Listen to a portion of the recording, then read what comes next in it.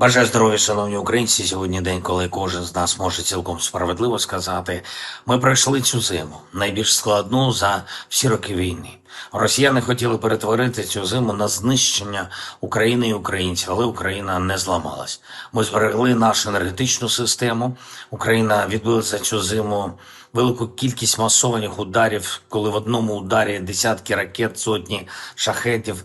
Росіяни почали цю зиму з масованого удару 6 грудня, який став одним з найбільших. Тоді в ударі було більш ніж 700 різних цілей, лише ракет більше ніж 50.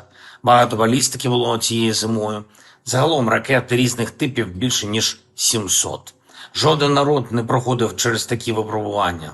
Українці подолали і це.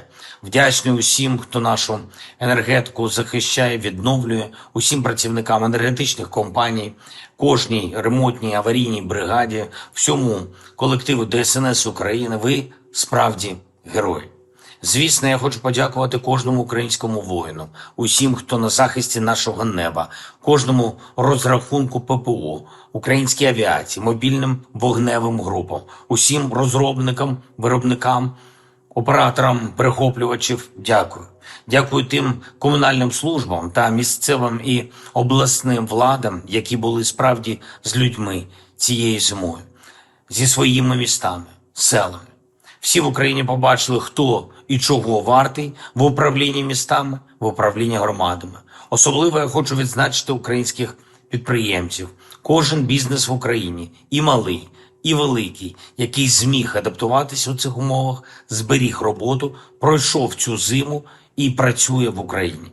Надзвичайно важливо, щоб ми були стійкими і надалі. Ми знаємо, що росіяни не збираються зупинятись з ударами.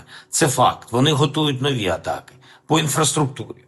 Розвідка дає відповідну інформацію, тому кожен, чия робота, чия служба захищати Україну від ударів, має бути так само зосереджений весною зараз, як і зимою. На кожну загрозу треба реагувати та збивати російські цілі максимум з можливого. По ситуації на Близькому Сході можна побачити, наскільки це непросто дати 100% захисту від ракет і шахедів. Навіть в країнах Затоки, які мають більш якісні системи ППО, ніж поки що надали нам партнери, більшу кількість мають систем, все одно збивають не всю балістику. Є і шахеди, які не зупинило ППО в регіоні. Усі зараз бачать, що наш досвід захисту багато в чому незамінний. Ми готові поширювати цей досвід, готові допомогти тим народам, які допомогли нам, Україні, цією зимою та загалом за час цієї війни. Європа має все ж таки забезпечити себе реальною силою, реальною здатністю захищати своє небо, свою землю, своє море від будь-яких типів атак. Зокрема, для цього треба все ж таки побудувати достатні обсяги виробництва ППО і проти дронів, і проти балістики. Детально фіксуємо зараз і кожну зміну ситуації навколо Ірану. Українська розвідка, МЗС, всі задіяні. Ми в координації з партнерами. Важливо, щоб цей шанс на зміни для Ірану був використаний правильно. Іранський народ довго був фактично наодинці проти насильства, проти іранського режиму. Цей режим, який вбив десятки тисяч своїх громадян тільки за останні місяці, який завжди підтримував та організовував війни в регіоні, який дав Росії шахеди і технологію їхнього виробництва, цей режим сам визначив ставлення до нього. Важливо, щоб була чітка позиція підтримки людей та життя. Важливо, щоб американська рішучість, усіх у світі рішучість, справді спрацювали.